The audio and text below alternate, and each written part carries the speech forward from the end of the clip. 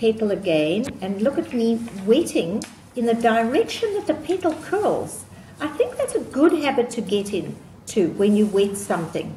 If you were wetting a door and the wood was going down, I would wet it in that direction. If you're wetting grass, you know, you can do it across. So I think that the direction will help with how the color runs, because you've created little rivulets, okay? Now, where would I think about putting the yellow? Is it just random? It's not really just random. It's where I believe the sun is catching the petal. So if I think this petal might be catching some light here, I chose to put the yellow there, okay? Even if you lose the yellow under the red, you'll still get a little idea and an indication that it's there.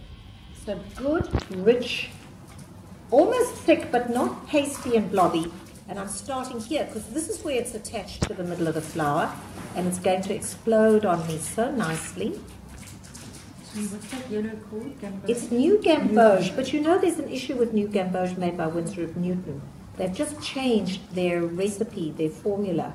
So use the Winsor, use the Daniel Smith or the Rani or one of those. Do you see I'm trying to put in more red in one place than another? And you wouldn't have thought how you really need a good, rich amount of red. Okay?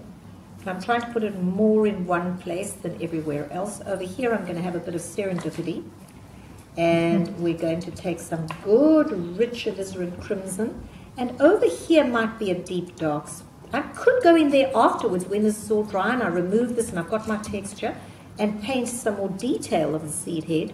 But I'm just putting this because I'm imagining that is attached to the red seed head, I mean to the central seed head over there. And some of those poppies have black there, but I'm just reluctant to tell you to use black because the black can overwhelm. And so we're putting that. So that's alizarin? That's alizarin. And then I take, maybe I can be less generous with this and put a slightly smaller piece. Okay. I want to cut it so that the next person can get their thing film accurate. I'm putting it like this.